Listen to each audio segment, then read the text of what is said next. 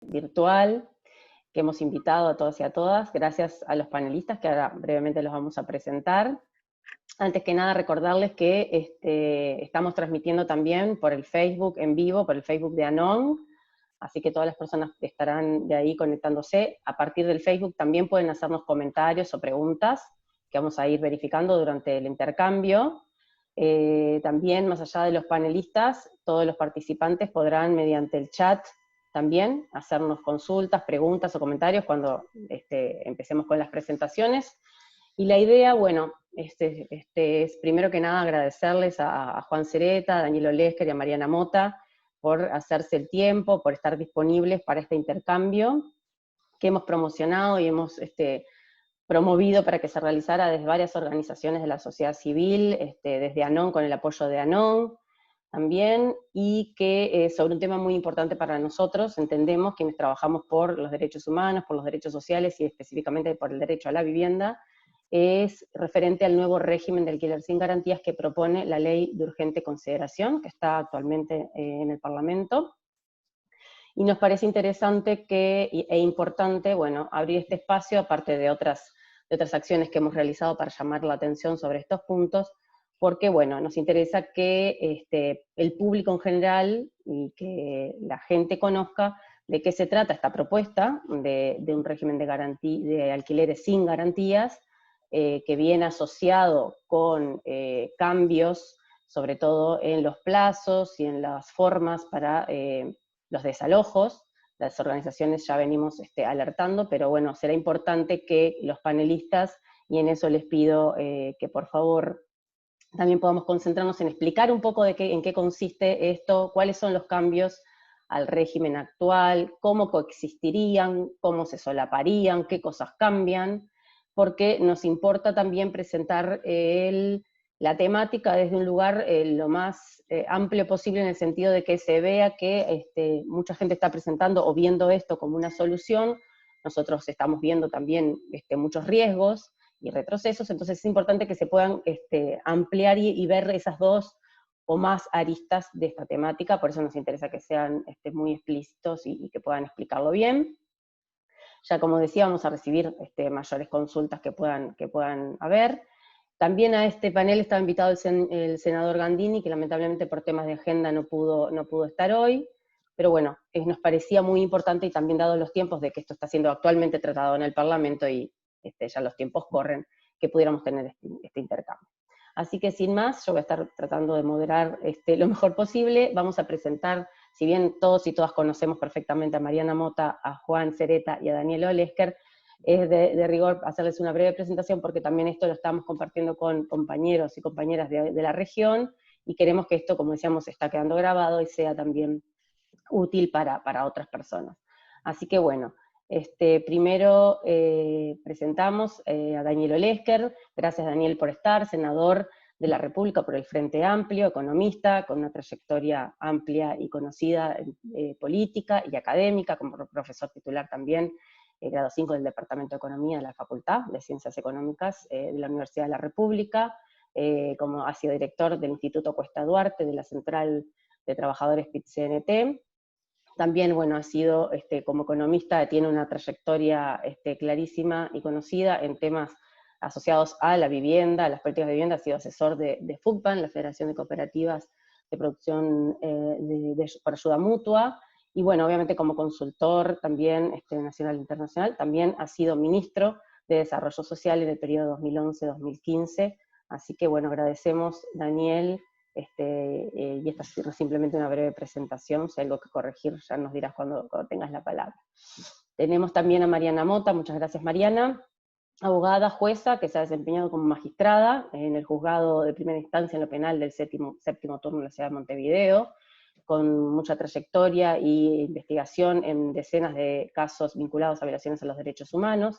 Desde el año 2017 forma parte como directora de la Institución Nacional de Derechos Humanos.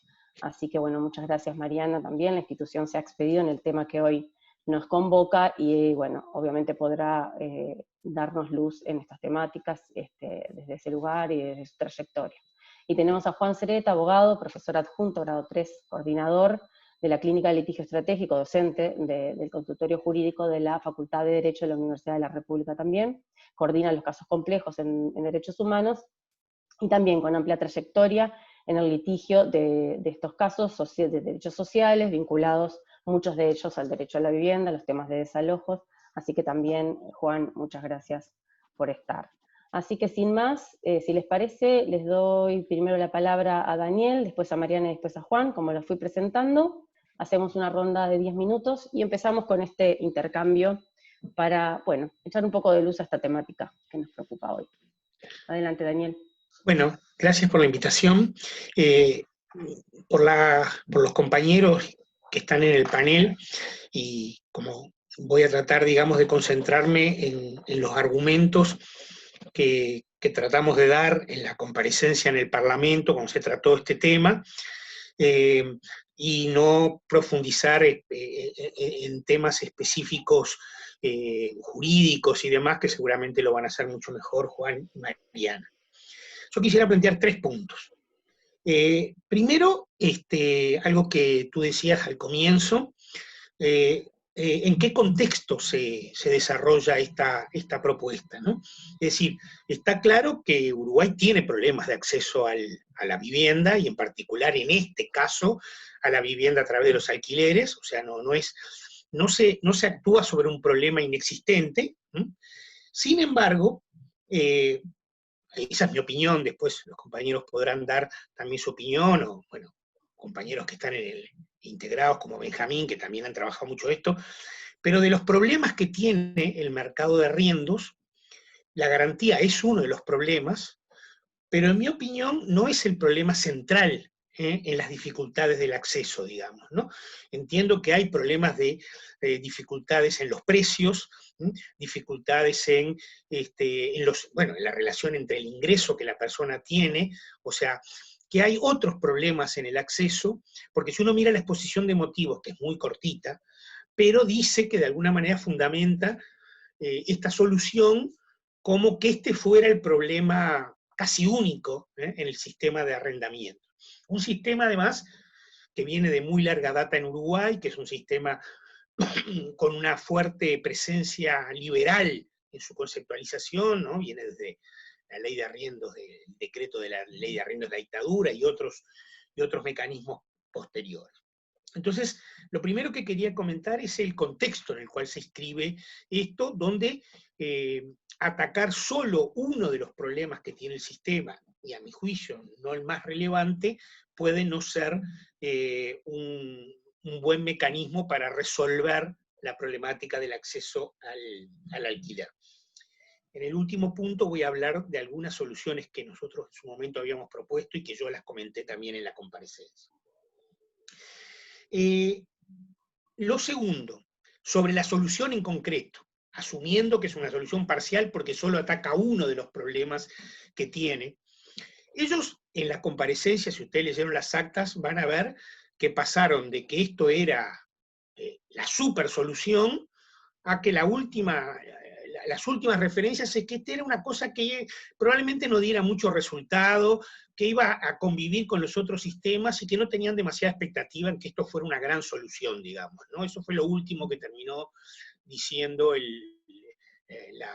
la ministra de Vivienda cuando fue a la comparecencia. O sea, empezó dándole mucho bombo y terminó, ¿no? Incluso después los legisladores que la defendieron, bueno, si hubiera estado Jorge Gandini aquí también seguramente lo hubiera dicho, lo terminaron diciendo, bueno, esto es un aporte más, ¿no?, a un mercado, pero esto no es ni de cerca la solución al problema. Igual se lleva una parte relevante de la ley, y en vivienda lo único relevante de la ley, digamos, ¿no? Porque lo demás es más de organización estructural, o la barbaridad que hicieron de la ampliación de MEVIR, digamos, ¿no? Pero bueno, eso será otro cantar. Y en esta solución, como bien decías tú al comienzo, finalmente introduce más riesgos, ¿no?, que soluciones, digamos, ¿no? Y ahí los riesgos están por varios terrenos. El principal, para mí, capaz que después un análisis más fino jurídico hace que aparezcan otras cosas que que por lo menos nosotros no hemos visto, pero el principal riesgo es en el cambio en el sistema de desalojos, digamos, ¿no? Incluso nosotros le dijimos, cuando compareció la ministra, que nosotros preferíamos que le hubieran puesto este capítulo de desalojo express en lugar de arrendamiento sin garantía. Obviamente no respondió. Bueno, por el sistema que lo que plantea aquí es la posibilidad de que para el buen pagador el desalojo ocurra en 30 días. Es verdad que no son 30 días estrictos. La senadora Carmen Aciaín, cuando criticó nuestra crítica, digamos, dijo, bueno, empezó a sumar los días, dijo, 3 días para esto, 6 días para esto, bueno, y al final sumaba un poquito más de 30 días, ¿no? Pero creo que no llegaba a 50, no sé, Juan capaz que lo sabe mejor, o habrá sumado los días que hay que recorrer, pero digamos, en todo caso, no es un cambio trascendente, digamos, que haya además de los 30 días algunos más para hacer entonces, y bueno, y en el caso del no pago, 6 días, digamos, ¿no? También sumados otros que hay, digamos. Y como además no se obliga a que sea en moneda nacional, y además no se fijan plazos, ¿no? Ni mecanismos de reajuste, en realidad queda un mecanismo al que se ingresa con cierta facilidad, llamémosle, asumamos que ese es el beneficio, pero que se puede salir mucho peor de lo que se entró, digamos, ¿no? En términos de los costos, de los plazos, ¿ah? de la adecuación que uno hace cuando decide alquilar algo y decide tomar una decisión de alquilar con su familia una vivienda, con ciertas garantías de que va a poder quedarse si cumple las normas más o menos que están estipuladas en los contratos y en las normas de reajuste, etcétera, digamos. Después se le agregan otras cosas, como que no se exige que el propietario esté al día con el impuesto a la renta de las personas físicas, o sea, con los impuestos, con la contribución inmobiliaria, etcétera, etcétera. O sea, tiene un grave riesgo de informalidad, algo que en el mercado de arriendos, si bien no es una característica de donde más se avanzó en la formalización, se avanzó con los mecanismos que se generaron en el periodo pasado, en los periodos pasados.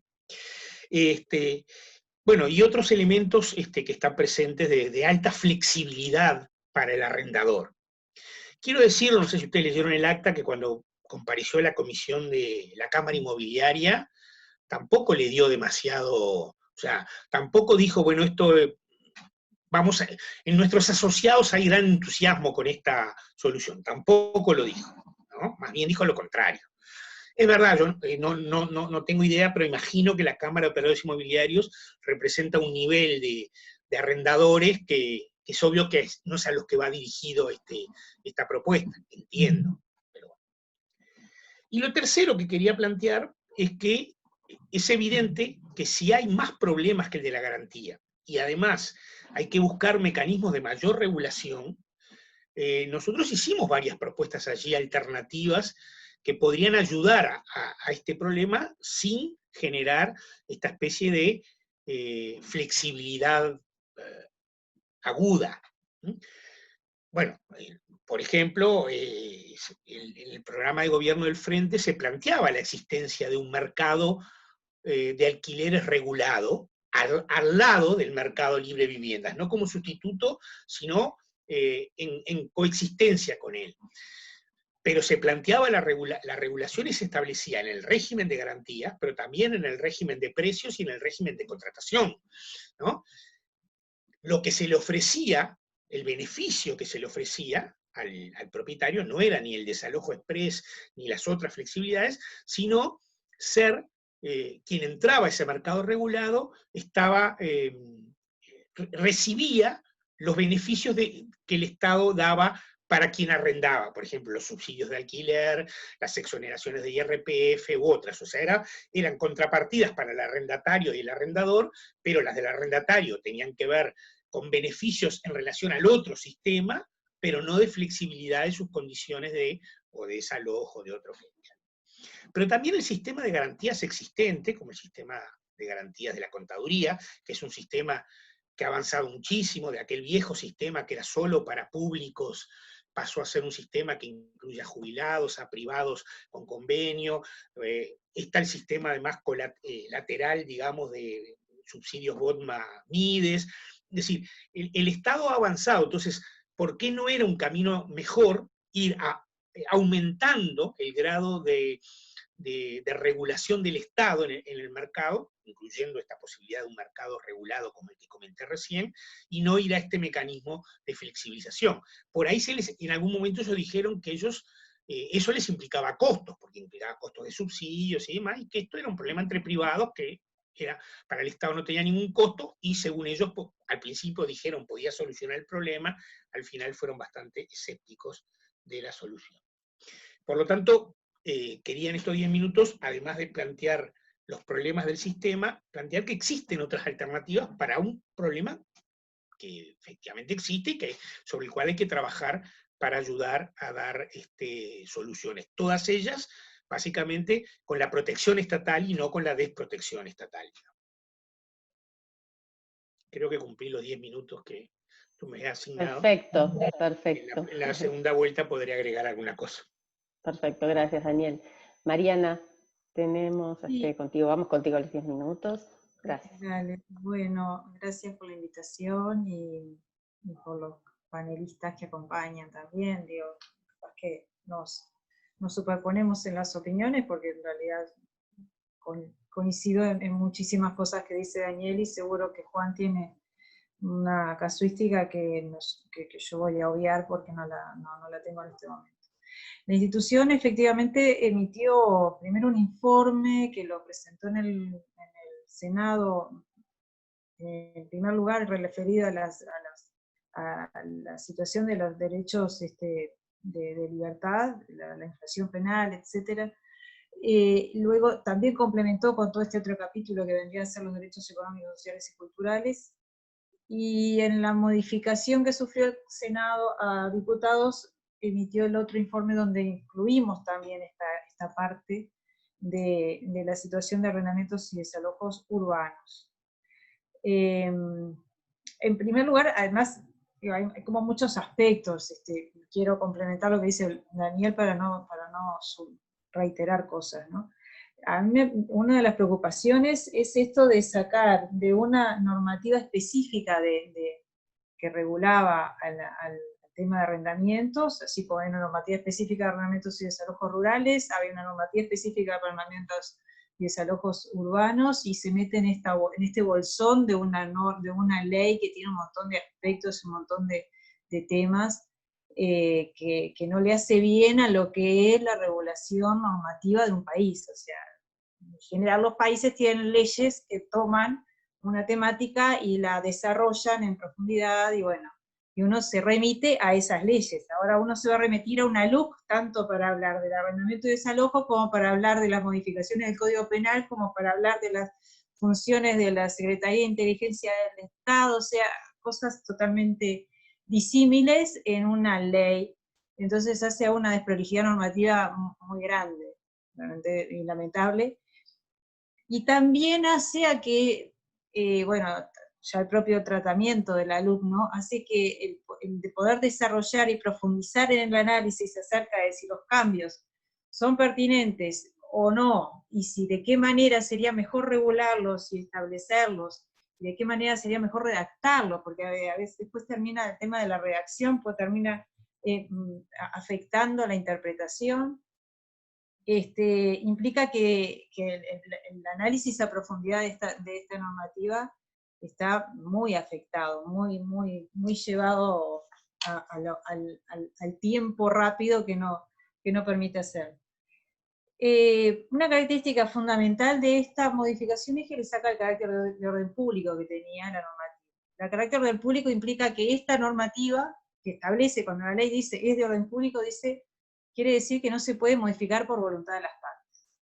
Entonces, estas son las reglas del juego, nadie las puede cambiar, eso quiere decir que sea de orden público. Bueno, ahora sale expresamente eso, deja de ser de orden público, y queda el libre juego de la oferta y la demanda. Entonces, el libre juego de la oferta y la demanda en un mercado en donde que es desigual, porque hay determinado sector que no es el que justamente le va a afectar esta ley, que tiene un poder adquisitivo y que puede elegir cuál lugar alquilar, de qué manera en qué condiciones, y después un sector muy vasto de la población en donde está sometido a las condiciones que les presenten los que ofrecen las casas o las viviendas para alquilar. Entonces, ahí hay una desprotección. En realidad, aquello de, en caso de duda, a favor del más débil, en este caso en la ley se planteaba, en la normativa en general se plantea el caso de duda a favor del arrendatario. Acá, y eso tiene el principio de justamente que es una parte más débil.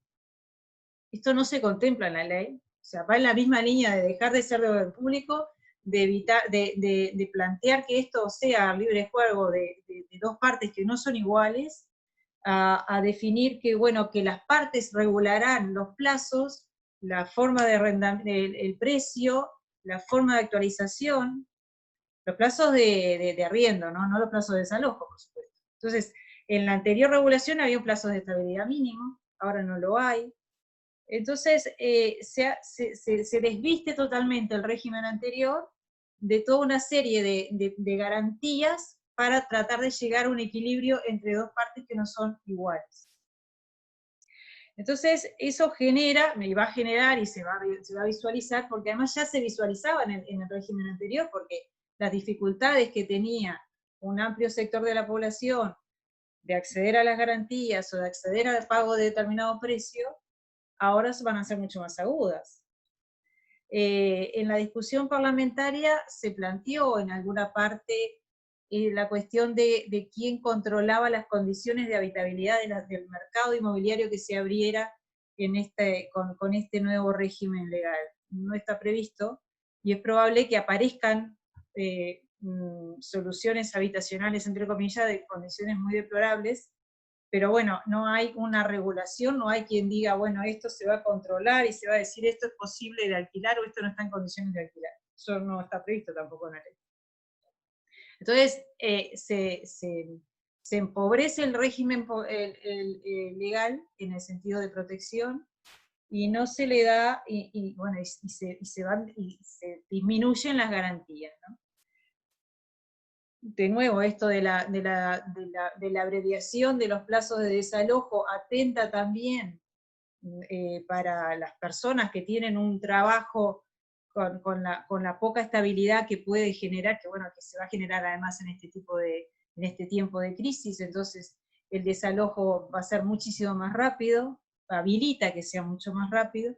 Los plazos de lanzamiento son muchísimo más breves. En la ley anterior los plazos de lanzamiento tenían un plazo hasta de 60 días, y sabemos, en la práctica eso podía llevar a más tiempo, porque había otras posibilidades y excepcionamientos. Ahora la ley te lo dice por única vez, entonces también restringe las facultades de los jueces de poder mirar por las casuísticas, que siempre son muchísimo más amplias que las que se plantean en una normativa, y entonces no puede considerarse esa como posibles vías de escape para poder contemplar situaciones humanas, ¿no? Situaciones humanitarias. En general, la institución ha observado todos estos aspectos y ha observado también la situación, o ha puesto especial hincapié en situaciones que ya existen, en lo que es el caso de los arrendamientos, de las pensiones, donde ahí hay una afectación mucho mayor a la población migrante. Esto no lo soluciona, sino que lo agrava, porque la situación de que no tengas garantías no le abre puertas a la población migrante para poder acceder a mejores condiciones de vida. Porque está también ese aspecto que señalaba Daniel, que es el aspecto del precio, y al liberalizar de forma de que, bueno, sea todo en base a oferta y demanda, la fijación del precio, las fijaciones de los reajustes, no estás amparando a situaciones de mayor vulnerabilidad, como puede ser el caso de los migrantes que terminan entrando en estas condiciones de pensiones con los riesgos que ya se han visto en diferentes situaciones de ser víctimas de estafa, ¿no? La institución a su vez señaló que el Comité de Derechos Económicos, Sociales y Culturales ya había observado al Estado por la falta de protección o la poca desarrollo en protección que ha tenido el Estado en esta materia, y realmente ahora lo que está haciendo es profundizarlo, porque realmente no lo hace, va en sentido contrario a lo recomendado por el comité. Entonces, en líneas generales, la institución en general lo que hizo fue observar todos estos temas que yo creo que lo va a desarrollar en lo que es la práctica Juan, así que por eso me remito a lo que él diga. Y solamente hago hincapié en esto, ¿no? Que el comité en su momento instó al Estado parte, o sea, al Uruguay, a que adopte todas las medidas necesarias para evitar la criminalización de las personas sin hogar y asegure la adecuada implementación de políticas y programas apropiados para facilitar su reinserción social. Esto no va en línea en eso, sino que va a ir en línea muy contraria. En la lectura de la versión taquigráfica donde se presentó, donde concurrió la ministra de Vivienda, es llamativo que haya dicho al inicio de esa presentación, dijo que estas modificaciones se planteaban para darle solución a los arrendadores, exclusivamente. No se habla de otras partes. Y es grave cuando se habla de esta manera, porque en definitiva, primero que no es la parte más débil de ninguna manera, y si se quisiera ver dificultades que hayan presentado los arrendadores, ese sector, debió considerarse que se desbalanceaba aún más la balanza si se miraba solamente por ese lado. Luego sí, vi también que, como dice Daniel, que en realidad hicieron más hincapié en otras cosas, y esto no tenía ya en sí demasiada expectativa de cambios. Entonces se hace una modificación cuando en realidad no hace cambios a lo que debería ser cambiado. Y después en lo que hace a esto de que cuando empezaron las críticas se argumentó que, bueno, en realidad este sistema iba a coexistir con el sistema de la ley, del decreto de ley 14.219, la coexistencia yo la dejaría entre paréntesis, porque me parece que en algún momento los arrendadores, los propietarios de inmuebles, van a terminar definiendo cuál es el sistema que les va a servir mejor, porque yo creo que más allá de los pocos favores que parecerían ellos decir que no, que tiene esta ley a sus intereses, me parece que los favorece mucho, porque al no tener plazos de estabilidad y al tener plazos de desalojo más breves, compensa mucho la falta de garantías, y también no tener que establecerse el arriendo en moneda nacional, también lo compensa, eso le va a favorecer.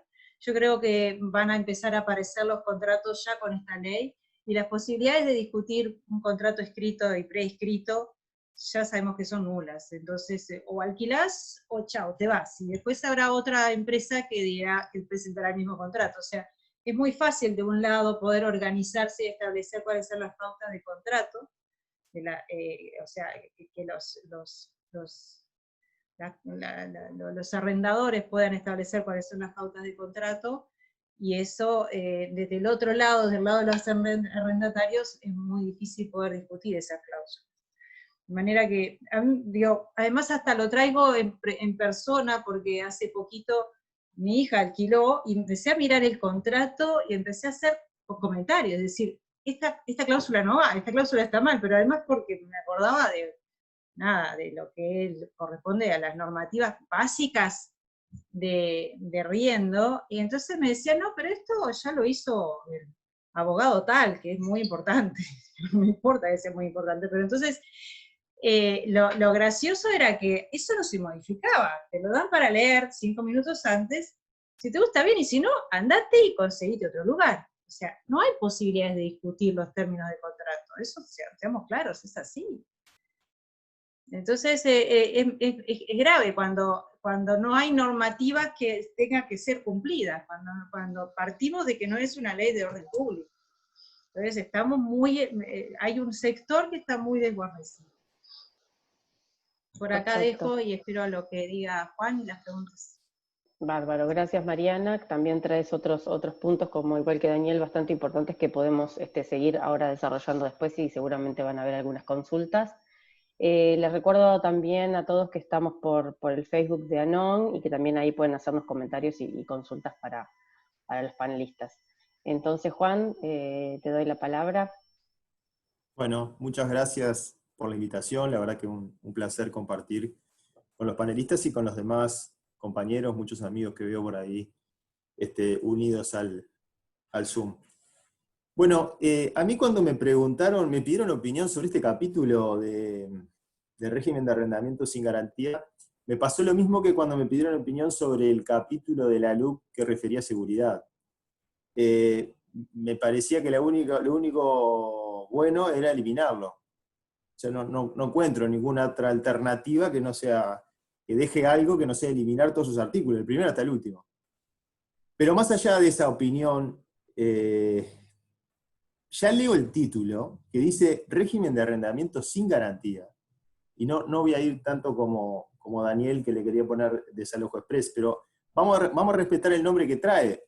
Régimen de arrendamiento sin garantía. Eso, señores, es malo.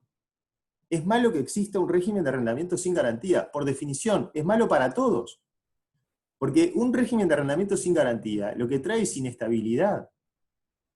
Y por lo menos cuando hablamos de casa-habitación, como se lo nombra en los términos antiguos, hablamos de vivienda. Y si hablamos de vivienda, la vivienda se define como el vínculo estable con la casa-habitación. Si no hay estabilidad, no hay verdadero respeto por el derecho a la vivienda. Entonces, cualquier régimen que sea sin garantía va a ser malo para todos. Va a ser malo por definición, mucho peor para arrendatarios, pero también va a ser malo para los arrendadores.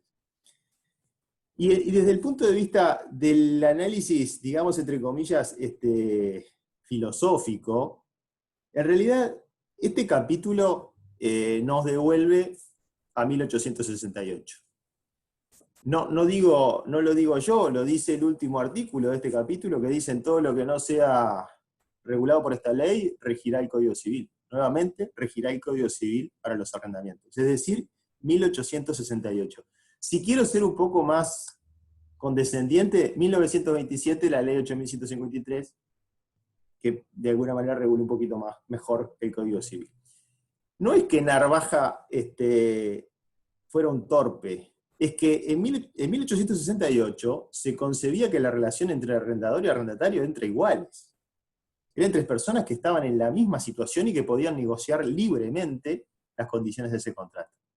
Afortunadamente eso evolucionó en el mundo, y yo diría que en Uruguay, a partir de 1968, creo que la primera ley que interfiere en esto, en este concepto, la 13.638, que por primera vez suspende lanzamientos, después vendría toda una serie de leyes que terminarían con la 14.219, ¿no?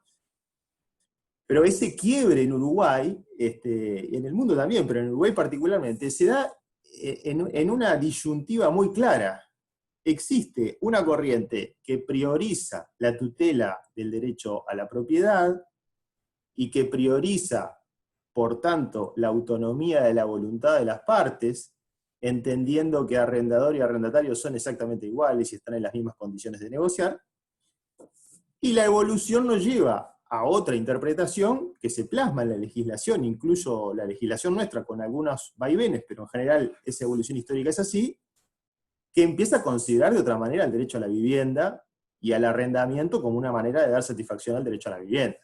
Ahí aparecen otros conceptos, aparece obviamente que la intervención del Estado para de alguna manera equilibrar esas desigualdades que no eran, como decía Narvaja y el Código Napoleónico, cuando hablaba de arrendador y arrendatario en términos de absoluta igualdad. ¿Cómo se logra equilibrar de nuevo la balanza? Y con la intervención del Estado. No hay otra manera. Esa intervención es con normas que son protectoras del más desfavorecido en esta relación, y además, como decía Mariana, con que esas normas sean de orden público. ¿Qué significa que sea de orden público? Como lo dijo Mariana, son normas que aunque a mí me las pongan en el contrato, son nulas, son inderogables, son indisponibles para las partes. Esa es la única manera eficaz de restituir en plano de igualdad la relación entre arrendador y arrendatario. Por otro lado, cuando leía el título régimen de arrendamiento sin garantía, pensaba, en realidad esto ya existe. O sea, el régimen de arrendamiento sin garantía ya existe. En primer lugar, porque la garantía no es una obligación, o sea que en principio se puede celebrar un contrato sin garantía, si lo miráramos del beneficio para el arrendador. O sea, los arrendadores, si hoy quieren celebrar un contrato de arrendamiento sin garantía, nadie le va a observar nada, ni es un requisito del contrato. Pero en los hechos, gente que se ve obligada a arrendar sin garantía, ya existe en el Uruguay, y se llaman pensiones. Esa es la realidad que hoy tenemos. Todo aquel que no puede ingresar al mercado del arrendamiento formal, y en esto el rol del Estado regulando y asegurando el acceso a las garantías, primero a través de la contaduría, después de la ampliación de los servicios de la contaduría, incluso, como decía Daniel, últimamente también con la intervención del Ministerio de Vivienda. Ese ha sido el camino para el ingreso de cada vez más personas al sistema, a un sistema seguro de arrendamiento. Pero al día de hoy, los uruguayos o extranjeros que hoy habitan nuestro país y que no tienen acceso al sistema de garantías, y que no tienen acceso porque su trabajo es informal, porque no tienen la residencia, etcétera, etcétera, etcétera, esas personas se están arrendando hoy sin garantía. Pero curiosamente, y a pesar de todas las vulneraciones que vemos cotidianamente cuando atendemos en la facultad a todas estas personas que celebran contratos sin garantías, curiosamente, los más vulnerables de todos estos, que son los que habitan las pensiones irregulares, porque les recuerdo que tenemos pensiones regulares, pero también las pensiones irregulares, es decir, aquellas pensiones que no están registradas en el Ministerio de Vivienda, que no tienen habilitación municipal, que en general es donde se vulneran la mayor cantidad de derechos humanos de las personas que las habitan. Hoy, sin embargo, la ley de pensiones, con todo lo crítico que soy yo sobre la ley de pensiones regulares, porque permite un desalojo policial sin intervención judicial, pero obviemos por un instante eso, la ley de pensiones, cuando una pensión es irregular, que repito es donde habitan los más vulnerables hoy, cuando es irregular, la sanción que tiene es que el régimen jurídico que va a regular esa relación es el del decreto 14.219. Es decir, que la sanción para aquel que tiene una pensión y no la tiene de manera regular es, bueno, entonces te vas a regir por una norma que tiene un montón de artículos que son protectores del arrendatario. Podrá tener muchos defectos, pero tiene un montón de artículos y de institutos que protegen al arrendatario. Bueno, ¿saben qué va a pasar cuando se apruebe la LUC si se aprueba con este texto? Bueno, ni siquiera esos va a proteger la 14.219. Porque los que habiten pensiones irregulares se van a regir por la LUC y no por la 14.219. Por eso les decía, en definitiva, este texto no hace más que regular algo que ya existe, quitando los pocos derechos que tienen los que más sufren, los que en peor condición están, que son los que no pueden acceder al sistema de arrendamientos regular. Respecto a los plazos que hoy Daniel mencionaba, hice sí algunos números, si nosotros miramos la relación, y sobre todo el desalojo, que es lo que más preocupa en todos estos artículos, que tienen un montón de defectos técnicos a mi juicio, pero centrémonos por un instante en el desalojo. Si hablamos de aquel que paga, de aquel que no es mal pagador, olvidemos por un momento el mal pagador, el que no pudo pagar. Si nos quedamos con el buen pagador, digamos, con los desalojos por vencimiento de plazo, en la LUC, aquel que pagó todo al día, va a ser desalojado una vez que venza el plazo del contrato en 52 días. En 52 días se va a quedar en la calle. Con la 14.219, con el estatuto que hoy tenemos, y dejando también, obviando que el plazo mínimo es 2 años, cosa que ahora estaría liberada con el régimen de la LUC, pero obviemos el plazo del arrendamiento, obviando el plazo del arrendamiento, la estabilidad para el buen pagador es de 850 días, o puede llegar a ser de 850 días si nosotros tomamos el año de prórroga, tomamos el año del desalojo por buen pagador y tomamos el plazo máximo de prórrogas del lanzamiento que están habilitados a dar hoy los jueces de paz a crédito.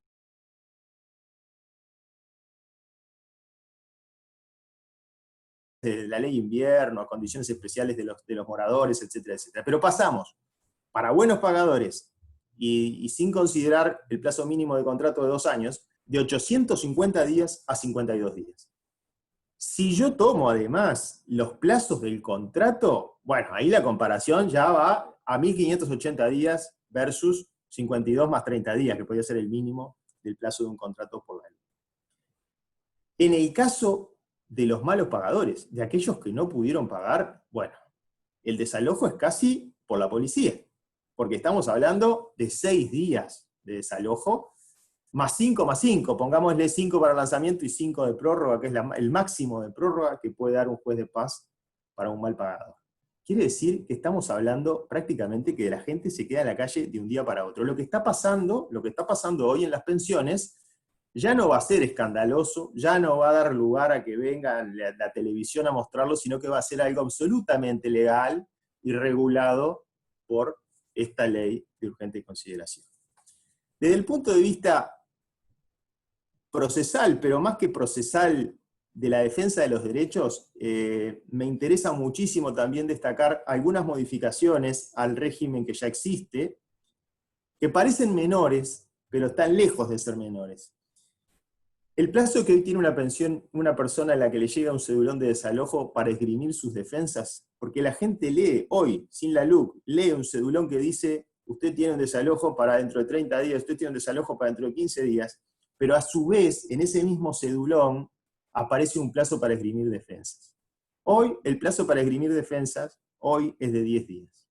Que yo ya lo considero un plazo extremadamente breve para que una persona vulnerable, con las dificultades que hoy tenemos para acceder a la justicia en nuestro país, pueda ejercer una defensa digna. Sin embargo, la LUC lo restringe aún más, y esa persona solo va a tener 6 días. Quiere decir que desde que le llega el cedulón, va a tener que salir a conseguir un abogado, ese abogado le va a dar fecha para atenderla, en general los que atendemos a estas personas es la Defensoría Pública o el consultorio de la facultad, que no atendemos todos los días en todos los horarios, o sea, hay que agendarse, hay que ir, y si bien se da prioridad a estas cuestiones, tengan en cuenta que encontrar dónde queda la facultad, encontrar dónde queda la defensoría, ya insume tiempo, naturalmente para un migrante, pero también para un uruguayo pobre. Cuando encuentra ese lugar tiene que conseguir un espacio en la agenda, ese que lo atiende tiene que analizar el cedulón que le traen y la demanda de desalojo que se esgrimió. Imagínense lo que significan 6 días para llegar al juzgado con el argumento de oposición. Un plazo prácticamente inexistente que conspira hasta contra el derecho efectivo, derecho de defensa. Por otra parte, las defensas han sido taxativamente enumeradas. La LUC dice que no se puede esgrimir cualquier defensa. Establece que las defensas serán las del 133 del Código General del Proceso en una referencia bastante inútil, porque las excepciones del 133 son para otro proceso, con otra estructura, son defensas formales, que en general no van a ser útiles para alguien que venga a defenderse en un desalojo.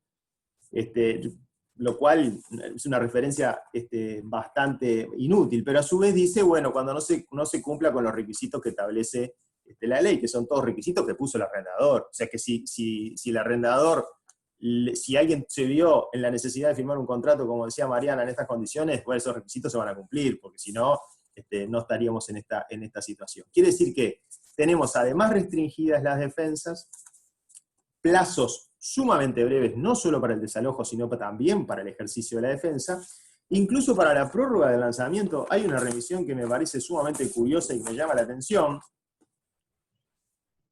La ley dice que no será de aplicación el artículo 86 del Código General del Proceso cuando se pide la prórroga del lanzamiento. Esto parece significar, porque la redacción es pésima, parece significar que no se va a producir el 86, establece la notificación ficta, es decir, que si yo no voy durante 3 días, transcurren 3 días y no voy a notificarme de una resolución que se dictó, quedó notificado.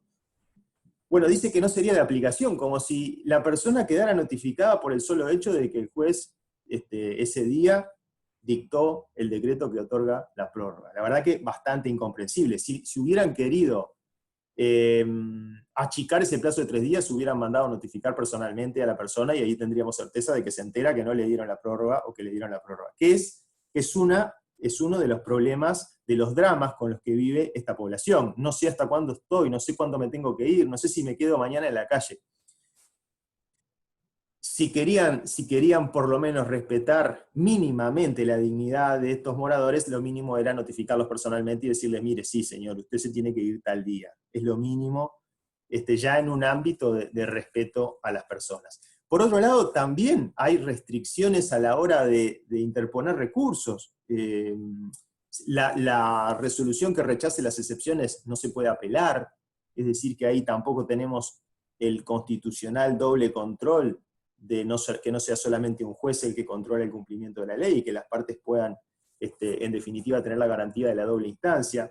Bueno, y una serie de cuestiones que todas van para el mismo lado, no voy a aburrirlos con eso, todas significan disminuir las garantías y los derechos de los arrendatarios. Esta ley los pone ya no siquiera como en 1868 en un plano de igualdad formal, los pone en un plano definitivamente de desigualdad concreta. Por eso yo decía hoy, es como retrotraernos a 1868 o a 1927, pero con una redacción más moderna.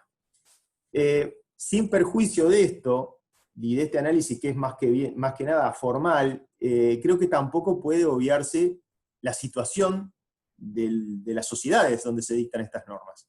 Porque tal vez, hoy adelantaba, no me gusta nunca un arrendamiento sin garantía, pero tal vez en una sociedad rica, donde no hay dificultades para el acceso a la vivienda, donde todo el mundo tiene acceso a la vivienda garantizado, y bueno, y algunos quieren o buscan una vivienda mejor, o más linda, o más amplia, tal vez una norma de este tipo sea inocua. Ahora, en la realidad de nuestro país, con la problemática consolidada de acceso a la vivienda, lo que se necesita, evidentemente, sí es una intervención a nivel normativo. Yo estoy convencido que se necesitan normas, pero en el sentido contrario, se necesitan normas que aseguren, que propendan al acceso a la vivienda y que signifiquen una mayor intervención del Estado para evitar estas desigualdades de carácter estructural a esta altura. Ya no es simplemente que circunstancialmente el arrendatario está en un plano de desigualdad con el arrendador, sino que ya estamos frente a desigualdades estructurales, estamos frente a situaciones de exclusión de una porción importante de personas, a las que esto obviamente no da ninguna respuesta. Corto por ahí, después si quieren discutimos algún artículo. Gracias Juan, gracias Mariana y Daniel. Les voy a hacer un punteíto un poco apenas de lo que ustedes han traído, que es parte de las cuestiones que veníamos discutiendo y hemos venido discutiendo de preocupación. Bueno, por un lado lo que decían obviamente de la flexibilización de toda esta relación, y sin dudas el desequilibrio que se originaría a partir de esto, tratando como iguales a partes que no son iguales. Hay uno de los temas que mencionaba Daniel, y creo que era lo que también se ha traído con la justificación de una medida como esta en la ley de urgente consideración, que es, bueno, permitir a esas personas que por la situación actual no acceden a las garantías, pero bueno, estamos viendo también todo lo que ustedes están mencionando, que aún queriendo poner esto como una solución, viene aparejada a aceptar toda una serie de flexibilizaciones y digamos, de renuncia a garantías que están arraigadas también en nuestra sociedad de alguna manera, y que es muy dificultoso si el Estado se retira de esta manera. Lo que ustedes están planteando, los tres han planteado, bueno, una situación que es peligrosa realmente es como en este planteo, el rol del Estado es un Estado que se retira totalmente, no va a regular la situación, no va a regular estas relaciones mediante normas claras y donde den garantías a las dos partes, en este caso arrendador y arrendatario. Entonces eso nos parece que es un tema relevante, a que quizás muchas personas necesitan también entender esto, y creo que hay un tema puntual también que traían ustedes, que es esto del orden público, el quitar la condición de orden público a estas normas y dejar, insistimos, a que esto sea un arreglo entre privados y el Estado retirarse, nos llama poderosamente la atención porque, bueno, como organizaciones que trabajamos en el tema de derechos humanos y de derecho a la vivienda, y como Mariana también mencionaba, el Comité de Naciones Unidas referente a los DESC, a los derechos económicos, sociales y culturales, a raíz también de información que la propia sociedad civil hemos brindado a estos comités, ha hecho recomendaciones al Estado. Pero incluso hay recomendaciones del comité que traigo, y me gustaría mencionar, que son por fuera del Estado uruguayo, a otros países. Por ejemplo, España El comité ha intervenido en cuestiones de casos de entre privados, justamente, cuando hay dos partes entre privados que han habido desalojos y porque el Estado estuvo omiso, y porque el Estado aceptó la jurisdicción del comité para entender sobre estos derechos, el comité ha sancionado a esos estados, diciendo, ustedes están omisos y el rol del Estado es ser garante. Entonces es regular también estas condiciones entre privados. Y esto es lo que va, bueno, lo que sucede también en Uruguay lo vemos, y lo que va a seguir sucediendo por estas cuestiones que ustedes han traído. Creo que también, bueno, lo que estabas mencionando, Juan, es muy importante entender, y a veces creo que nos hace difícil a todos, a veces entender estos detalles de la legislación vigente, de cuáles son las garantías que hoy tenemos, las herramientas que hoy tenemos, y lo que está proponiendo con estas medidas, los cambios, cómo hay, también ustedes lo traían, se solapa esto, pero en definitiva, cuando van a ver estas relaciones de desigualdad, no va a poder quien alquile elegir con libertad si acogerse o no a este sistema, va a ser quien ofrece la vivienda, y si tú no tenés garantía, vas a tener que aceptarlo. Entonces, cuán importante es la regulación, e insistimos, para que las dos partes estén con igualdad de condiciones y con herramientas bien claras, y bueno, ni que hablar del tema del acceso a la justicia, de los plazos, ya vemos los dramas existentes hoy con respecto a los desalojos, y esto va a ser, en tema de plazos, creo que es un problema grave, porque además no va a haber posibilidades, según lo que estamos viendo, y ustedes lo podrán ratificar, a un verdadero acceso a la justicia, porque se hace muy complicado en escasos pocos días que la gente pueda elaborar, tener el apoyo jurídico y demás. También por otro lado, que esto lo traía Daniel, y creo que es bien importante, que es un poco lo que desde las organizaciones estamos insistiendo, es que lo que se quiere es, en todo caso, favorecer condiciones que den a las partes, insisto, las buenas condiciones para este tipo de relaciones, y que se fortalezcan en todo caso las medidas de garantía, que se fortalezcan pensando en los distintos sectores de nuestra sociedad que hoy no están accediendo. ¿Por qué no están accediendo? ¿Qué tipo de políticas se pueden generar? ¿Qué tipo de cosas extras? Esto que mencionabas de otras propuestas que se habían conversado en el Parlamento, y que claro, llevan más tiempo, y no ha lugar en una ley de urgente consideración donde no hay ese tiempo, donde no se permite ese debate abierto de interponer más ideas, más tiempo para pensar los programas, que a veces, por supuesto, no son una cosa tan fácil. Pero antes de darles la palabra para la segunda ronda, también les quiero comentar algunas de las preguntas y los comentarios que han surgido de los participantes, tanto que están conectados acá en el Zoom, como por Facebook. De la coordinadora de asentamientos, los compañeros nos comentaban, bueno, que además de los cambios en los plazos, se entienden que se incluyen cambios, bueno, lo que mencionaba a nivel procesal, que siguen la línea de disminuir estas garantías, que se limitan los recursos de apelación, lo que decíamos, ¿no? Lo que decía Juan, respecto al régimen de la 14219, y la libre contratación que rige el sistema, y limita las apelaciones al artículo 360 del Código. Creo que esto lo explicaste bien, Juan, pero eso se puede recalcar para que la gente entienda, que la LUC dice sobre qué cosas se puede, digamos, qué se puede interponer como recurso, y Mariana también lo mencionabas, hoy tenemos leyes que pues, se puede apelar a situaciones humanitarias, de salud, invierno, otras situaciones de las familias para no ser desalojadas, y con esta nueva disposición eso no tendría lugar, según lo que entendemos, pero ustedes pueden aclararlo. Entonces, bueno, que deroga la posibilidad, dicen ellos, de la prórroga establecida en el decreto 15.301 y las modificaciones. Después, también nos preguntaban de los colectivos barriales, que hoy en día tienen algunos procesos, están en proceso de desalojo por otros mecanismos. Nos preguntan si estos cambios que puede introducir la ley de urgente consideración cambiarían algo la situación que tienen estos colectivos. Muchos son asentamientos que están hoy con algunos procesos de desalojos, así que eso lo pueden contestar. Y también nos preguntaban cuál es la incidencia, y esto algo mencionó Daniel, pero me parece que es importante que lo puedan retomar, el cambio o la incidencia en el mercado de alquileres, en los precios de los alquileres. Si esto se concreta, y esto, bueno, va a tener la prerrogativa de quienes ofrecen las viviendas, van a poder decidir, y no hay mucha chance de negociación por este desbalance entre las dos partes que vienen mencionando, ¿cómo podemos prever desde el punto de vista económico, desde el punto de vista del mercado de alquileres, justamente este arbitrio del mercado exclusivamente de alguna manera, qué va a pasar.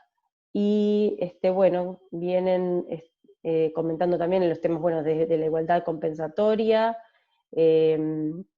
bueno, justamente el modelo constitucional de nuestro artículo 45 de la Constitución, que obviamente reconoce el derecho a la vivienda, esto estaría cayendo por todo el régimen que estamos proponiendo, que se estaría proponiendo, cómo eso piensan que afectaría, y bueno, mencionan justamente todas las cuestiones que Uruguay se ha comprometido como Estado en cuanto al respeto del derecho a la vivienda y los derechos y demás derechos económicos, sociales y culturales, y cómo esto representa un retroceso, o representaría un retroceso, que del punto de vista también de los principios de derechos humanos de no regresividad, sería un punto a destacar.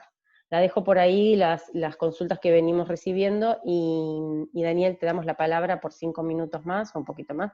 Estamos hasta las 6:30, tenemos tiempo, estamos en las 6:02. Adelante.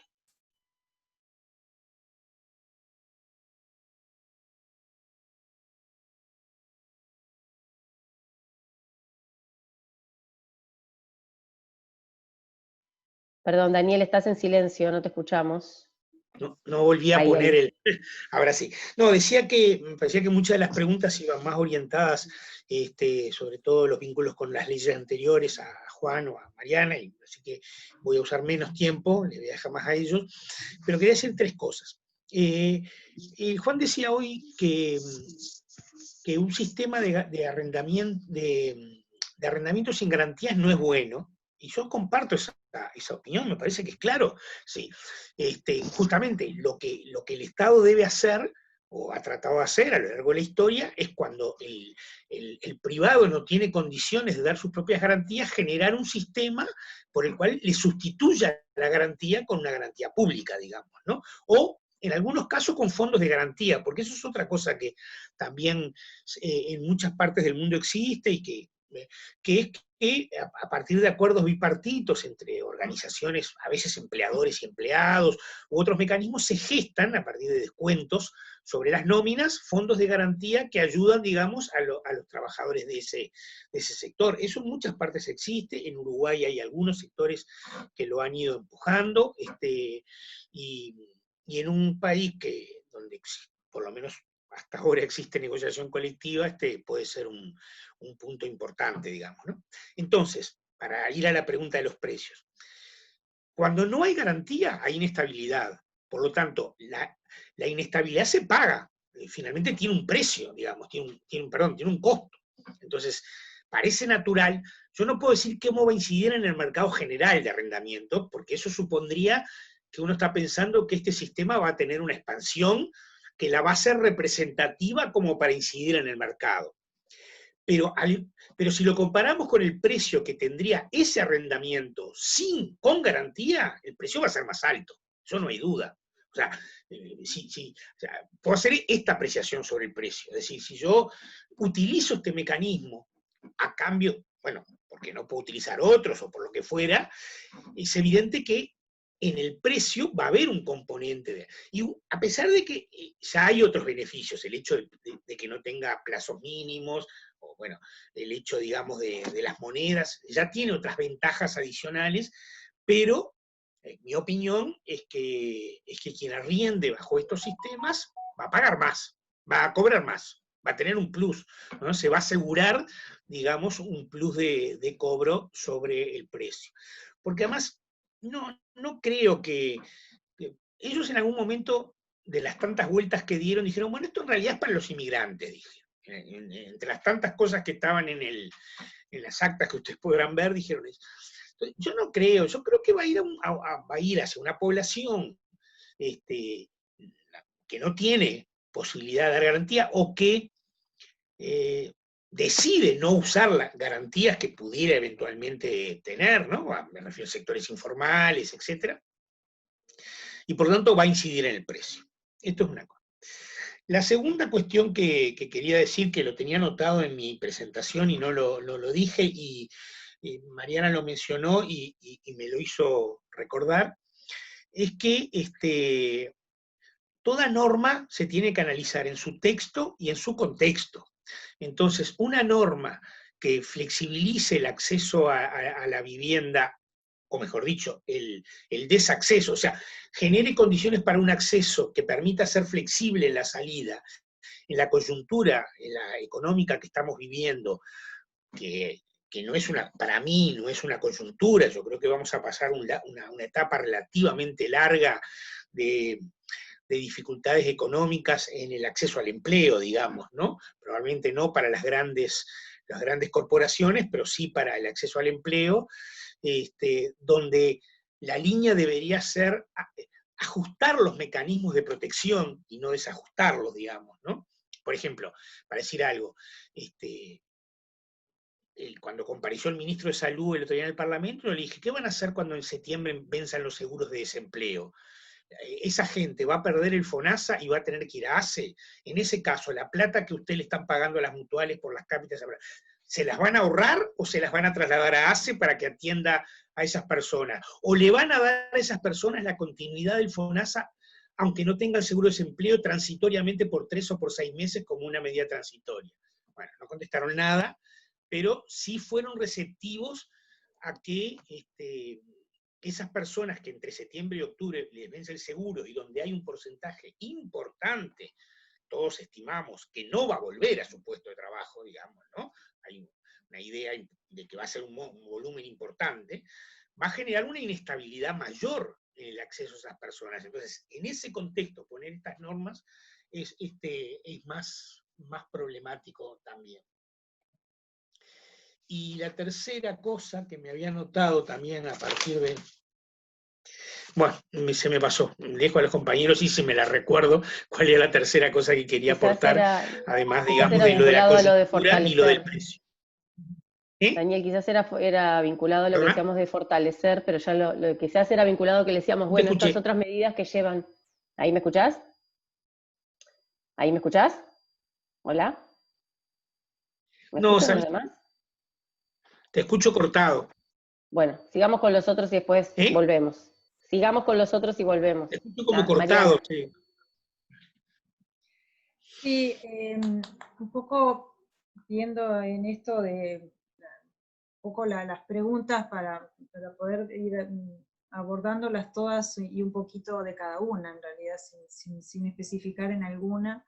Las consecuencias de este régimen, que me parece en el foco con el tema de derechos humanos, genera una desprotección general de derechos, no solamente y profundamente obviamente en la desprotección al derecho a la vivienda, eso es fundamental, pero también una desprotección en forma genérica a todos los demás derechos. Imaginemos una familia que con un empleo, con una estabilidad como los tiempos que corren, o sea, con una estabilidad relativa en donde la posibilidad del arriendo y del pago del arriendo depende del mantenimiento de ese empleo y del pago regular de los saberes que se generan en ese empleo, y habida cuenta de estas posibilidades, estas facilidades de desalojo tan pronto, esa familia probablemente esté vea obligada a cambiar de lugar de residencia de forma más periódica que en otros momentos con este régimen, en donde tenés una estabilidad mínima, en donde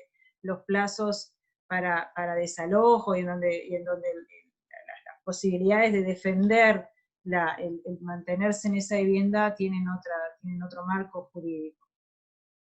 Entonces, eso genera no solamente la falta de erradicación, o sea, la debilidad en la erradicación de las personas, imaginemos lo que es todo ese núcleo familiar, o sea, afecta a todos los derechos que relacionan a esa familia en un desarrollo de una vida, ¿no?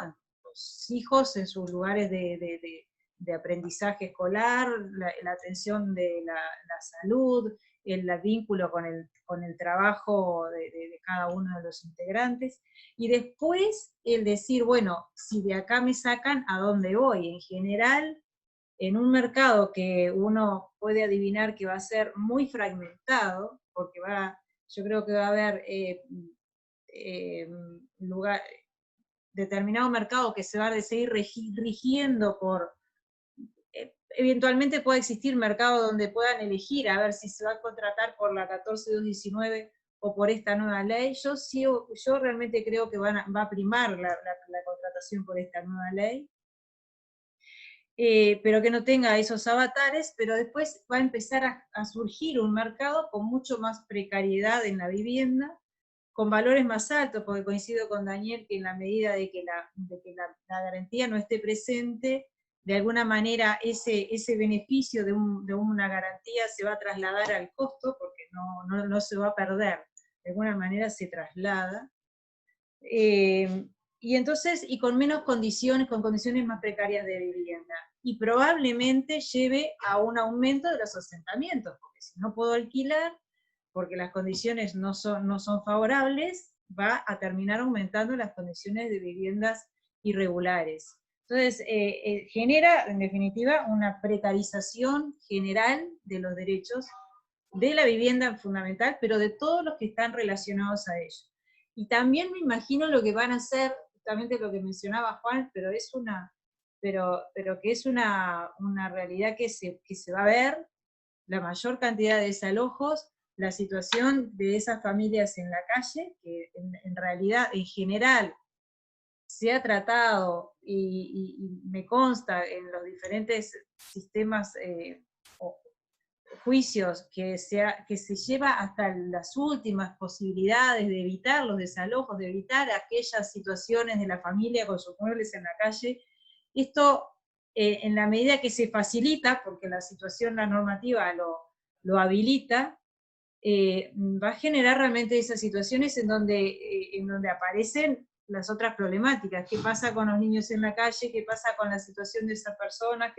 O sea, se expone todo el Estado a tener que salir a resolver situaciones que se instalan por esa normativa de tan grave desprotección, ¿no? Entonces sí, y además rescato obviamente lo que decías tú, después de que un Estado se comprometa a determinado nivel de protección en derechos, no puede regresar a menores niveles de protección. Esto claramente va a generar una condena al Estado uruguayo por una norma regresiva en protección de derechos humanos, y bueno, vamos para atrás en lo que es una normativa protectora, sin duda ninguna. Pero ese escenario, no quisiera ser muy apocalíptica, pero me parece que no es tan difícil de poder verlo en la medida de que esta normativa se empiece a implementar y a llevar adelante. Gracias. Gracias, Mariana. Juan, hay varias preguntas que se vinculan a lo que ya estabas planteando. Bueno, Sí, los temas me procesales y apunté también cómo afecta. algunas cosas. Hoy nos preguntábamos entre todos ¿a quién beneficia esta ley? ¿A quién beneficia el capítulo este de la ley? Para mí, claramente beneficia a los arrendadores inescrupulosos, a los arrendadores a los que no les importa la estabilidad en la vivienda, ni el derecho a la vivienda de otros, sino obtener la mayor rentabilidad de su propiedad. Y recién Daniel decía, bueno, esto va a hacer que en términos relativos suba el precio de los arrendamientos, porque bueno, al no requerirse garantía, eso se paga más y bueno, hace que suban los precios. Es un razonamiento sumamente lógico. Yo, sin embargo, creo que el impacto más triste de esta ley va a estar vinculado a algo que dijo Mariana al inicio, y es que va a meter al mercado de la vivienda a un montón de fincas que hoy están fuera del mercado de la vivienda. Es decir, hoy hay un montón de viviendas, por lo menos en Montevideo, o en algunos barrios de Montevideo, entre ellos Ciudad Vieja, Centro, Cordón, Aguada, Barrio Sur y Palermo, un montón de fincas que están en estado de semi-abandono, que están fuera del mercado de los arrendamientos, porque no cumplen con ninguna de las habilitaciones que les permitirían ingresar al mercado de los alquileres con garantía. Por ejemplo, serían rechazados por la contaduría, por ANDA, por los sistemas de garantía más utilizados por quienes van a alquilar hoy. Sin embargo, con la LUC, esas fincas ingresarían al mercado de los alquileres porque no hay ningún control sobre la regularidad edilicia de estas fincas, más allá de los controles tradicionales de bomberos, etc. yo temo realmente de que esas mismas fincas que hoy, como están fuera del mercado de los alquileres, se utilizan como pensiones irregulares, ahora ingresen al mercado de los alquileres, pero al mercado de los alquileres sin garantía, porque no existe el requisito y porque, bueno, el que termina viviendo en condiciones infrahumanas es el que no tiene, el que tiene menos, y el que tiene menos no tiene garantía, entre otras cosas. Entonces, me preocupa especialmente el uso que se puede hacer de esta norma para hacer entrar en el mercado de la vivienda a fincas que, por sus condiciones edilicias, vulneran derechos humanos, sea quien sea el que las habite.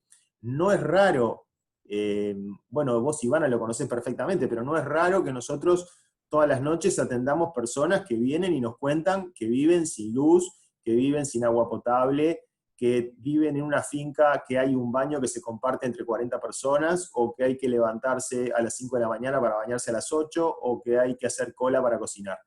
Esa es una realidad que hoy existe cada vez más, y yo lo que temo es que en definitiva se termine regularizando a través de este tipo de normas.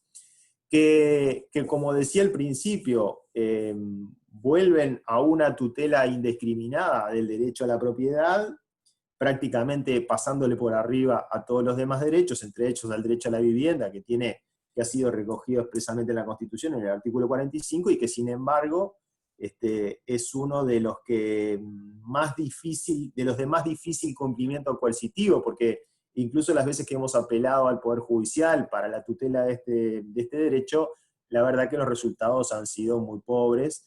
No existe una conciencia a nivel del Poder Judicial de la coercitividad del 45, y bueno, los accionamientos que se han hecho, ya sea por la vía de amparo o por otras acciones, han sido todos desestimados en la historia, han sido pocos y han sido desestimados en la historia de nuestro país, con alguna discordia honrosa de algún tribunal, pero más que eso, no hay. Algunas de las preguntas que me anoté acá respecto a las prórrogas de los lanzamientos, sí, con este régimen quedan derogadas las leyes que establecieron prórrogas especiales, atendiendo a condiciones particulares de los moradores y que todas refieren a derechos humanos. Después otra pregunta que apunté sobre la aplicación de la ley en el tiempo. A mí me parece que en ese sentido no le veo que esto pueda aplicarse, pueda plantear dificultades antes de la suscripción de contratos en este régimen, porque bueno, ahí sí hay algún detalle de que debe estar el contrato cumplir con los requisitos que la ley establece. Los que preguntaron sobre la apelación, si hay una restricción a la interposición de recursos de apelación cuando hay un rechazo liminar, o sea, al inicio de las defensas que esgrima el arrendatario, otro recorte de garantías. Y bueno, como dije al principio, es como volver al siglo XIX, como volver a la época de Rosselli Rius o de Emilio Reus, cuando era gerente del Banco Hipotecario y el Banco Hipotecario era privado, o cuando Rosselli Rius construía viviendas para alquilar. Es decir, es priorizar el derecho a la propiedad absolutamente por encima de cualquier otro derecho, y justamente la historia ha indicado que cuando el Estado prescinde de intervenir en estas situaciones, los que salen más jorobados siempre son los mismos, ¿no? Así que no sé si hay alguna otra pregunta, pero por ahí los comentarios que se me ocurren, seguramente los problemas que traiga sean mucho más de lo que nosotros nos podemos imaginar hoy, porque en general este tipo de normativas y con este tipo de redacciones que liberan los mercados a la autonomía de la voluntad de las partes, cuando se trata de partes en una balanza tan desequilibrada, después la realidad nos sorprende y nunca es gratamente. Así que lamento decir que si esto se aprueba así, nos vamos a encontrar con muchos más problemas y muchas más inequidades de las que siquiera hoy imaginamos los que estamos comentando esto. Gracias, Juan. Les comento algunas de las últimas comentarios y preguntas que teníamos. Nos comenta, bueno, también, aparte de la pregunta que nos habían hecho antes de si esto afectaba el tema de los procesos vigentes que tienen personas de desalojo, como por ejemplo los asentamientos, también la compañera nos hacía un comentario que no nos olvidemos justamente del mercado irregular, que, por ejemplo, el tema de asentamientos, estos alquileres irregulares, y ustedes mencionaban, ¿no?, que esto sucede, hoy en día hay en distintas instancias este tipo de arrendamientos que no están regidos. Ahora, si esto se aprueba, bueno, que quizás que podría afectar, o sea, no tener ni siquiera las otras garantías que vos podías esgrimir por las leyes que teníamos en alguna situación, quizás comentar eso, o si nada afecta.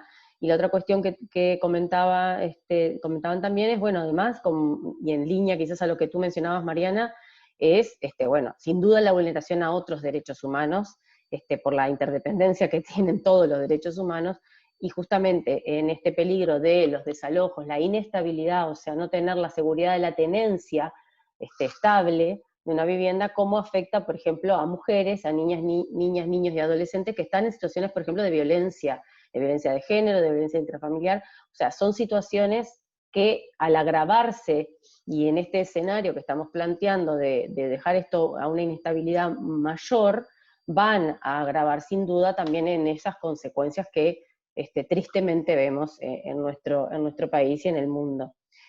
Tenemos unos minutitos, ya tendríamos que ir redondeando, pero bueno, si quieren abordar eso y alguna cuestión más de lo que ya habían comentado, podemos ir cerrando por acá, y sin duda, como decías recién, Juan, seguramente hay otras cuestiones que ahora no estamos abordando y que bueno, quizás tendremos que ver, ojalá no tuviéramos que ver estos retrocesos y esta regresión, y quizás también en los puntos finales, Daniel, nos podés comentar un poco de los pasos siguientes estos días en el Parlamento, para también tener un panorama.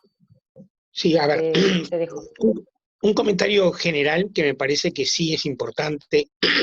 Creo que todos los que estamos en esto lo sabemos, pero como esto va a ser publicado, esta línea, digamos, de desregulación y de traslado al mercado de algunas potestades que tenía la política pública es una línea conductora de toda la ley, digamos, ¿no? O sea, esto no pasa solo en el capítulo vivienda, ¿no? Esto, yo diría que salvo en el capítulo no, porque no hay capítulo, salvo en salud, donde en principio no hay, salvo la incorporación de las donaciones en el Fondo Nacional de Recursos, que tampoco, no sabemos muy bien qué resultado va a tener, pero en general, en el sistema, en la construcción del sistémica, digamos, no hay ninguna inclusión. En todo lo demás, si uno mira el capítulo de educación, si uno mira el capítulo, digamos, de inclusión financiera, si uno mira el capítulo de regla fiscal, si uno mira el capítulo de empresas públicas, si uno mira el capítulo bueno, otros, incluyendo cosas que sacaron, ¿no? Porque, bueno, ¿se acuerdan que se eliminaba la obligación de INAC de dar autorización previa a la exportación? O sea, hay una línea desestatizadora, es decir, de decir, bueno, el mercado es bueno para asignar recursos, el mercado es bueno para que las partes se vayan al mercado y resuelvan sus problemas, y de alguna manera el Estado tiene que cubrir las necesidades de lo más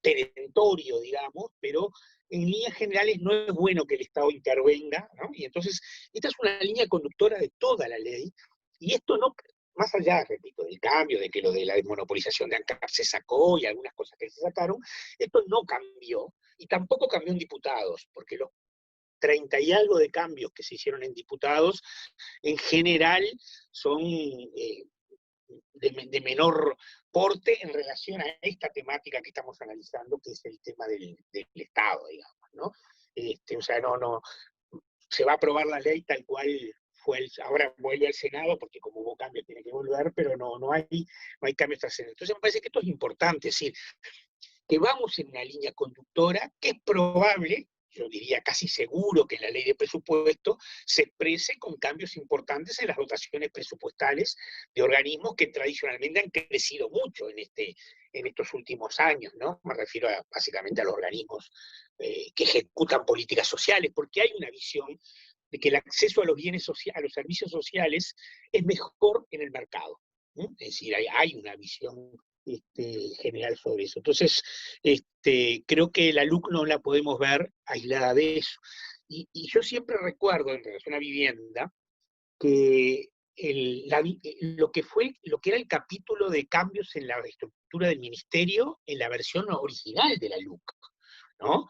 Que después eso lo cambiaron todo, pero era prácticamente un ministerio de vivienda en la cual el cooperativismo y las formas más estructurales de organización caían, iba todo hacia una nueva dirección bueno, en fin, que básicamente se encargaba de la parte más de integración social o no sé cuánto, ¿no? Eso cambió, pero por algo estaba en la LUC original, por eso fue defendido por las autoridades en ese sentido. Entonces, yo creo que a vivienda, no solo a alquileres, a vivienda se le abre un panorama bastante malo para el próximo quinquenio, tanto en la inversión como en las formas de acceso a la vivienda. Yo creo que el cooperativismo va a ser el gran, hablando justo del cooperativismo, que mañana, ¿no? Es el día, hoy, no me acuerdo, ¿no? No sé si hoy o mañana, es el Día Internacional mañana, ¿no? 5 de julio, mañana, 4 de julio, mañana. Es el Día Internacional, yo creo que va a ser un gran perjudicado de las políticas de vivienda. De hecho, ya empezamos el año suspendiendo el concurso, el sorteo de junio, ¿no? Que correspondía hacer para 1000 viviendas. Entonces, mi reflexión final es que esto que vimos acá es parte de un proyecto más global de reformulación del estado de bienestar hacia un estado subsidiario, digamos, ¿no? Un estado al servicio del mercado, digamos. Gracias, Daniel. Mariana. Sí, comparto lo que ha dicho Daniel, claramente, y sí, y también me hago eco de esta preocupación que mencionabas tú, Ivana, en el tema de, reiterando, ¿no? Las dificultades de estabilidad, o sea, el hecho de tener que estar cambiando de vivienda en función a las condiciones económicas de familias, que no va a ser una cuestión excepcional esto, sino que se va a dar de forma bastante más seguida, y de precarización, de ir disminuyendo las condiciones, o sea, de una condición determinada vivienda, ir bajando de categoría y probablemente aumentando los asentamientos o los lugares más irregulares de vida, o sea, con menos condiciones de vida, afecta profundamente sí a otros derechos, y sí también claramente a lo que puede ser situaciones de violencia doméstica, donde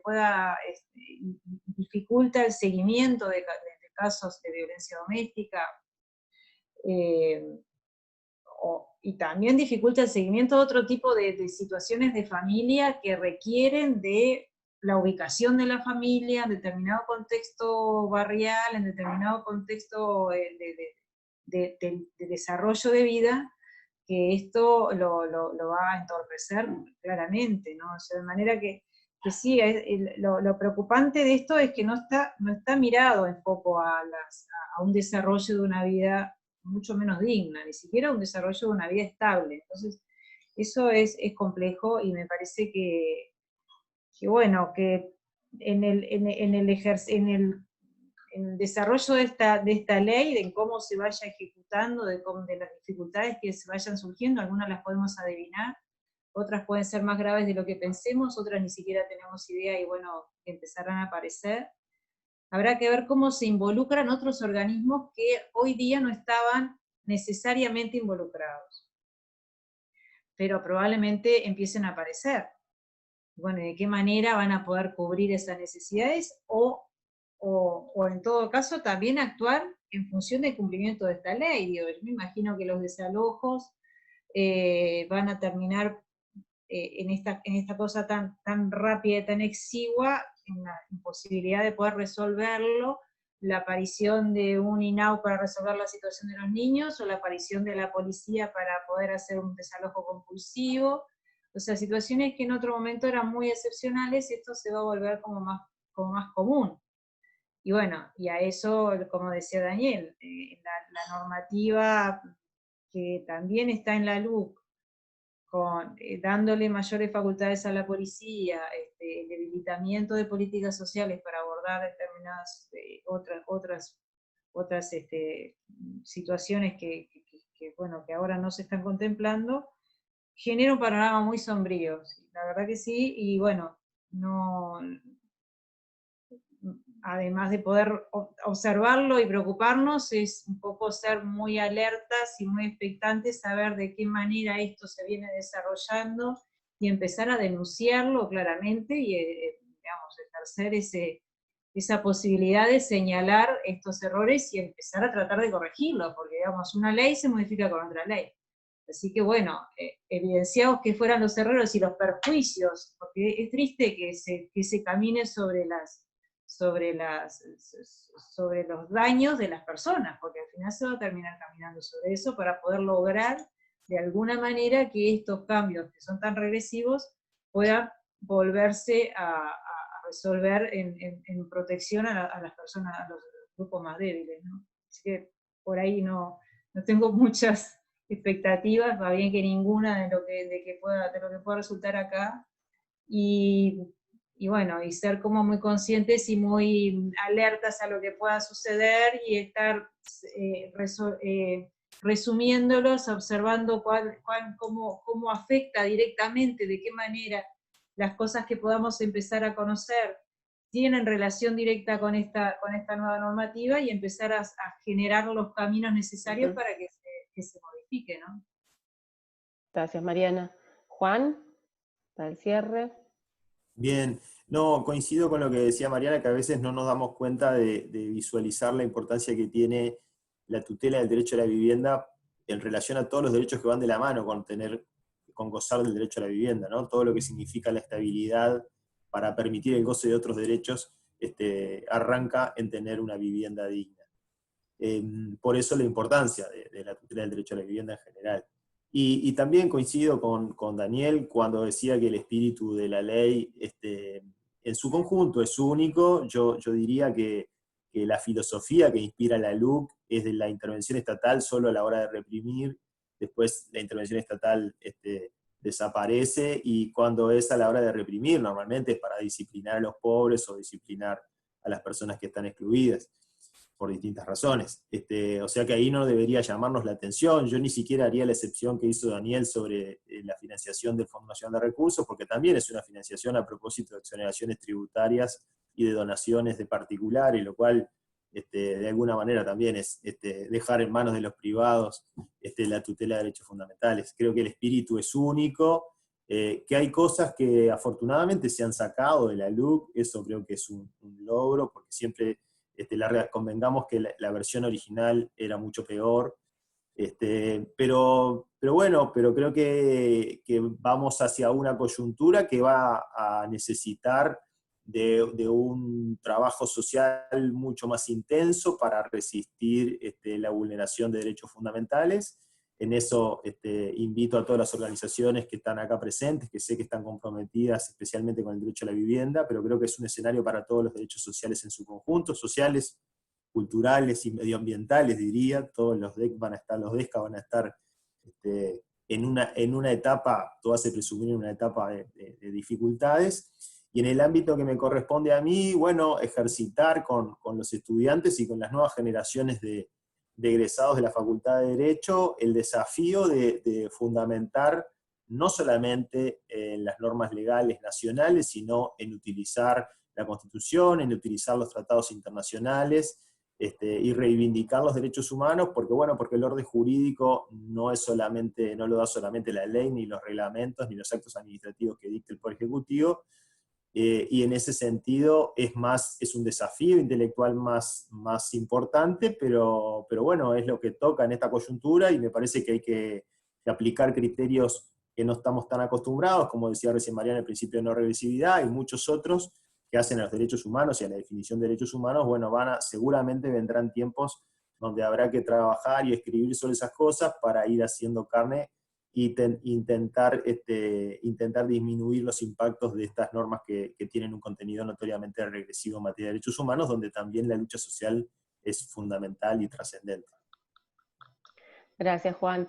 Antes de nada, dar unas palabritas finales, Daniel, te consulto porque nos preguntaban, y yo también preguntaba, esto ya cuando se cierra, hoy viernes se cerró, ¿cuándo pasa esto a Senado con las modificaciones que se han hecho? ¿O tenemos alguna chance de ver algún cambio más? Estás con el micrófono apagado.